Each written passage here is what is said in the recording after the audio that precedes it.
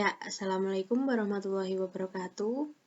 Saya Endang Werdiningsih, NIM 1922007, Program Studi Informatika 19 Universitas Trisakti Yogyakarta, mengambil mata kuliah pemrograman deklaratif yang diampu oleh Pak Hamzah STMT.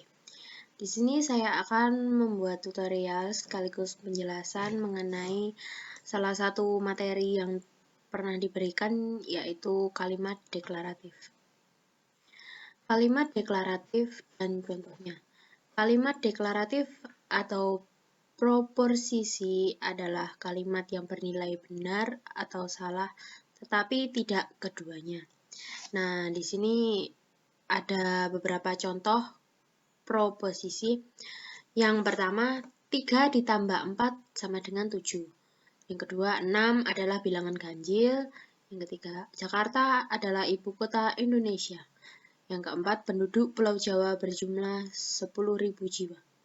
Nah, dari kalimat di atas dapat diketahui benar salahnya. Kalimat 1, yaitu 4 ditambah 3 sama dengan 7, ini benar.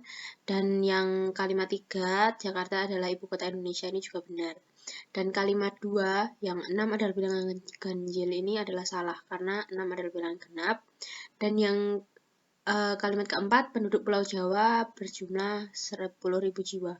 Ini juga salah, karena penduduk di Pulau Jawa itu tahun 2021 totalnya itu sekitar 151 juta jiwa. Nah, yang sebelah kanan ini contoh bukan proposisi. Yang kalimat pertama, di mana letak Pulau Komodo? Nah, ini bukan kalimat proposisi, ini kalimat tanya. Dan yang kedua, berapa berat badanmu? Ini juga kalimat tanya. Sehingga dari kalimat tanya ini tidak dapat ditentukan nilai kebenarannya.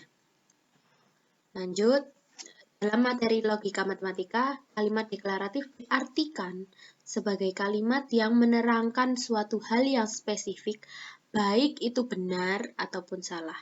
Nah, kita perhatikan contoh ini. Contoh yang pertama, bilangan genap habis dibagi 2. Ini kalimat deklaratif. Dan 7 lebih besar dari 1. Ini juga kalimat deklaratif. Yang ketiga, semua orang di dunia ini suka makan daging. Nah, ini juga kalimat deklaratif. Yang keempat, tolong ambilkan buku di meja belajar itu. Nah, ini bukan kalimat deklaratif karena ini kalimat perintah. Ya, lanjut. Pengertian pernyataan dan contohnya. Nah, perlu diketahui bahwa setiap pernyataan adalah kalimat. Setiap pernyataan adalah kalimat, tetapi tidak semua kalimat merupakan pernyataan. Nah, contoh, tutup pintu itu. Nah, yang kedua, berapa umurmu sekarang? Nah, dari kalimat di atas ini tidak menerangkan sesuatu. Ini kan tidak menerangkan sesuatu. Sehingga kalimat ini bukan pernyataan. Karena ini kalimat perintah, sedangkan ini kalimat tanya.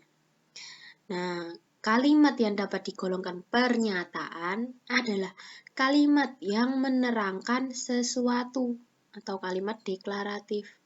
Namun, perlu diingat bahwa tidak semua kalimat deklaratif itu merupakan pernyataan.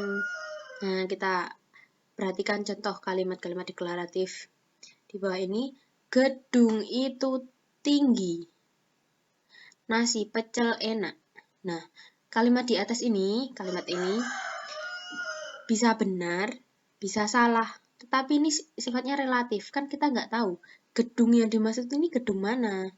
Nah, nasi pecel ini, nasi pecel enak itu yang nasi pecel yang mana? Ini kan tergantung sama keadaan. Jadi kalimat ini deklaratif, tapi bukan pernyataan. Sedangkan kalimat pernyataan sendiri, kalimat yang benar atau salah saja. Tapi tidak bisa keduanya. Tapi nah, jadi itu benar. Kalau benar ya benar, kalau salah ya salah. Tetapi nggak bisa dua-duanya gitu. Lanjut. Nah, kita perhatikan contoh dari kalimat yang digolongkan pernyataan. Atau bukan. Nah, ini contohnya. Tolong buka pintu itu. Ini tidak deklaratif dan bukan pernyataan. Rumah itu sangat mewah dan nyaman. Ini deklaratif, tapi relatif. Nah, ini kan rumah yang mana kita nggak tahu, rumah semewah apa, dan senyaman apa kita nggak tahu, dan bukan pernyataan. 3 dan 9 adalah bilangan ganjil. Nah, ini pernyataan. Kemudian, rambut lurus lebih disukai anak kecil. Nah, ini bukan pernyataan. Kemudian, lambang dan nilai kebenaran suatu pernyataan. Suatu pernyataan biasa dilambangkan menggunakan huruf kecil, seperti A, B, C, D, E, F, G, H, I, J, dan seterusnya. Sebagai contoh, perhatikan pernyataan. Nah, ini pernyataan pertama, 4 adalah bilangan genap. Nah, ini kalimat ini bisa dilambangkan menggunakan huruf P. Nah, biasa ditulis gini. P.24 adalah bilangan genap. Nah, pernyataan yang kedua, besi adalah benda padat. Nah, ini besi adalah benda padat ini kita lambangkan sebagai He. Nah, bisa ditulis He.2 besi adalah benda padat. Lanjut. Benar atau salah dari suatu pernyataan dapat ditentukan menggunakan dasar empiris dan dasar tak empiris. Nah, apa itu dasar empiris dan apa itu dasar tak empiris? Mari kita lihat. Dasar empiris adalah menentukan benar atau salah dari sebuah pernyataan berdasarkan fakta yang ada atau dijumpai dalam kehidupan sehari-hari.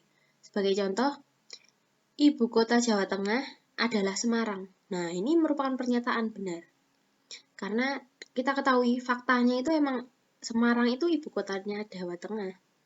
Nah, yang kedua, oli adalah benda padat. Nah, ini pernyataan salah karena kita tahu bahwa oli ini merupakan benda cair.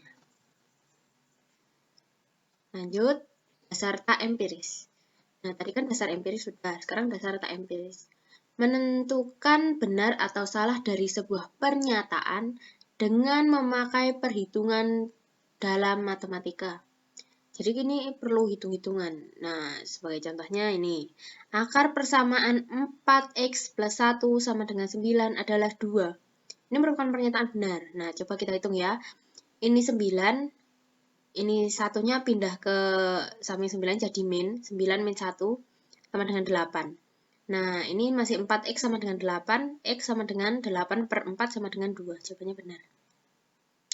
Kemudian contoh yang kedua, jika X lebih dari 1, maka X sama dengan 0. Nah, ini salah. Kan ini udah diketahui, jika X lebih dari 1, maka X ini harusnya lebih dari 1. Bisa 2, 3, 4, 5, gitu. Kemudian, untuk pernyataan yang dikatakan mempunyai nilai kebenaran benar atau B, sedangkan untuk pernyataan yang dikatakan mempunyai nilai kebenaran S atau salah, kata nilai kebenaran dilambangkan dengan memakai huruf Yunani seperti huruf T dibaca tahu. Nah, kita lihat contohnya. Tahu dan buka kurung P sama dengan B dibaca nilai kebenaran pernyataan P adalah B. Atau pernyataan P mempunyai nilai kebenaran B. Hi.2 10 kurang dari 5 merupakan pernyataan yang salah. Harusnya ditulis tahu buka kurung Hi kurung tutup sama dengan S. Sebagai catatan, nilai kebenaran suatu pernyataan kadang-kadang dilambangkan dengan angka 0 dan 1. Angka 0 ini sama dengan salah dan angka 1 ini memiliki nilai kebenaran benar. Lambang nilai 0 dan 1 ini biasa digunakan untuk menganalisa suatu jaringan listrik. Ya, lanjut. Untuk lebih memahaminya mengenai lambang, nilai kebenaran, dan dasar penentuan suatu pernyataan, kita bisa melihat beberapa contoh pernyataan salah dan beberapa contoh pernyataan benar pada tabel berikut ini.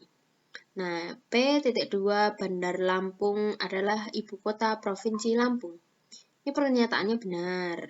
Kemudian lambangnya seperti huruf T ini, tahu, buka kurung P, kurung tutup sama dengan B. Dasarnya empiris. Karena kita mengetahui faktanya emang Bandar Lampung adalah ibu kota dari Provinsi Lampung.